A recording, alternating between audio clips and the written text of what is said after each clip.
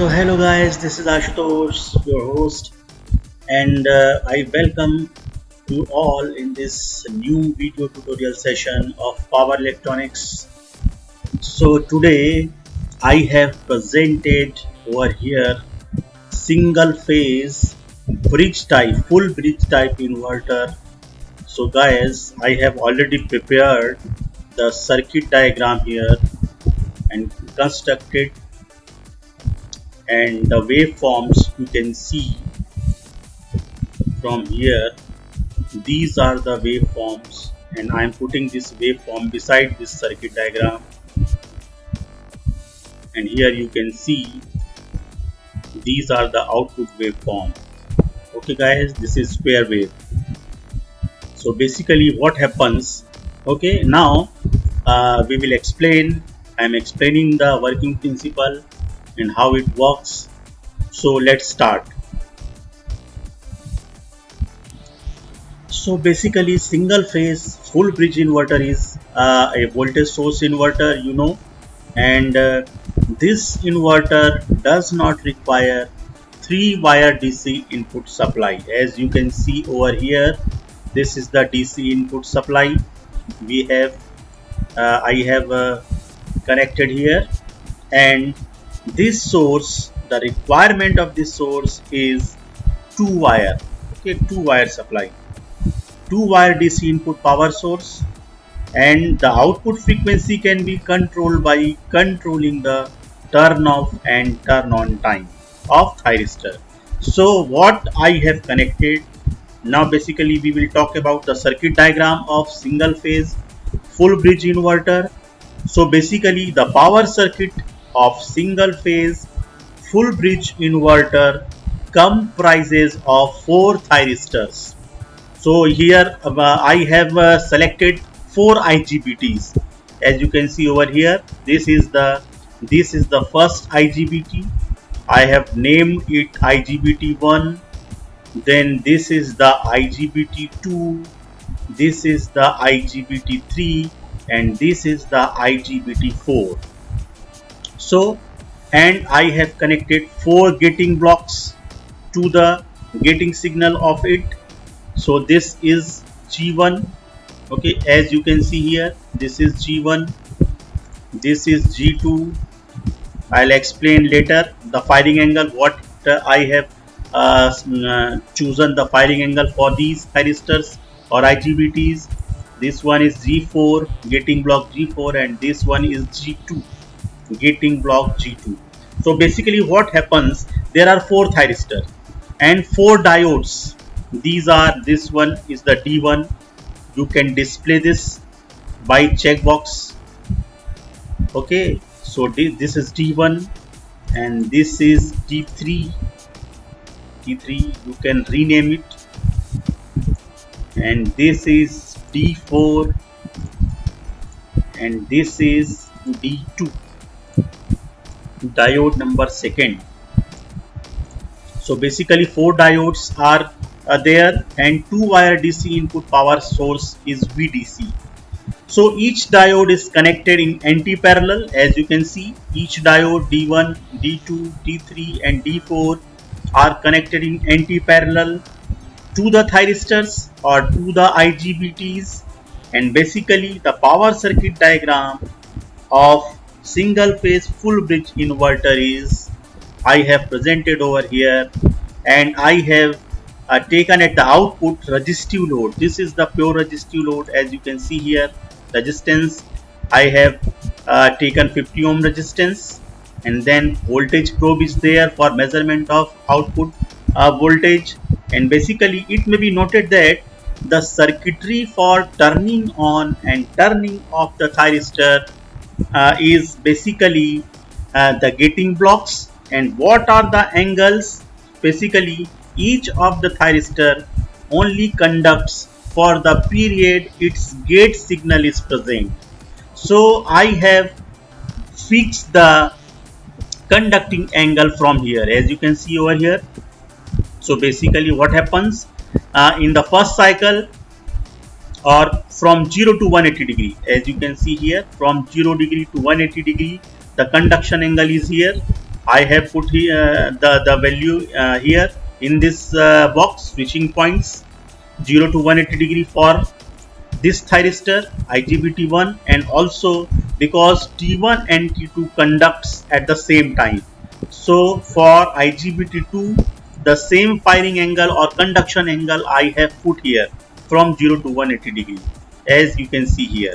And for IGBT third and IGBT fourth, as you can see from this diagram, this gating block, I have put the value 180 degree up to 360 degree for this IGBT, and also for this IGBT for from 180 degree to 360 degree. So these two thyristors conduct simultaneously, IGBTs, and these two IGBTs number 3 and 4 conduct simultaneously.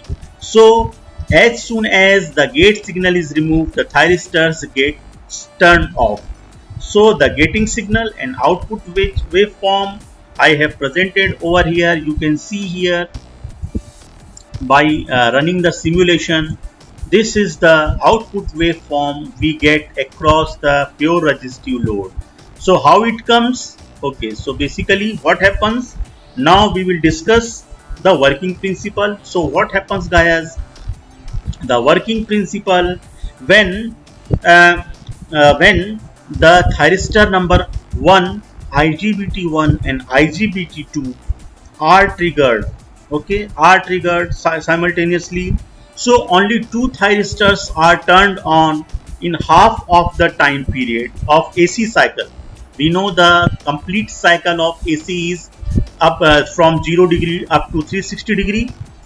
So for first half cycle from 0 degree up to 180 degree, these two thyristors conduct. Okay, so you will notice that thyristors T1 and T2, okay, are triggered simultaneously. These are T1 and T2. These are triggered simultaneously, and the load is connected to source through this purely resistive resistance, and the voltage output comes when the during this period 0 to 180 degree, the voltage output becomes positive. Okay, and this is the reason the load voltage is shown positive and equal to Vs in the output voltage. And guys, what happens in the next half cycle? As soon as the gate signal G1 and G2, IG1, the gate signal G1 and G2 are removed, T1 and T2 gets turned off, and however at the same instant gate signal G3, here you can see G3, getting signal G3 and G4 are applied same instant, and hence T3 and T4, IGBT T3 and IGBT T4 are conducting now. They are turned on, and when they are conducting T3 and T4, load gets connected to the source, and the load voltage magnitude is again Vs, but with reverse polarity. This is the reason the output voltage is shown negative. So guys, basically, and what are the purpose? And basically we get these kind of waveform: positive half, positive supply for T1 and T2, and this is the negative supply because negative voltage appears for T3. Here T3 and T4 conducts, then again for next half cycle T1 and T2 conducts, and then for again negative half cycle, during negative half cycle T3 and T4 conducts.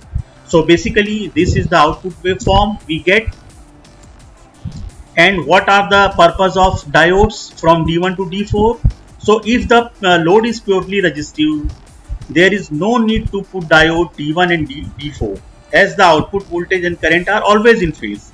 And as we have connected purely resistive load. But unfortunately, what happens for the loads other than pure resistance? Here we have connected pure resistance like inductive load. Okay, so what happens? Load current will not be in phase with the load voltage, and for such cases the diode connected in anti-parallel with the thyristor will allow the current to flow when main thyristor is turned off. and when these diode conducts, the energy is fed back to DC source, and hence these diodes are called flyback diode. So this is the reason we have connected 4 diodes. So but here in this case, for purely resistive load, these are not required. So what happens? This is the output waveform. So this is the output waveform we have got across the pure resistive load. So I am putting this waveform beside this. So guys, this is the working principle and methodology of single phase full bridge type. And guys, there is another method in this PSIM software. You can draw and construct the diagram of a single phase full bridge type inverter. So I have already prepared the diagram over here. You can see by using comparator. As you can see here, this is the comparator, and on off controller is used for getting signal. I have used here 4 MOSFETs. As you can see here, this is MOS 1, 2, 3, 3 and 4. So this is also right way for constructing the circuit diagram of full bridge inverter, and you will get the same waveform, same kind of waveform at the output when you choose V load, and you will get the square wave across this purely resistive load. So this is the output waveform across the pure resistive load when you uh, connect the circuit diagram by using comparator and on off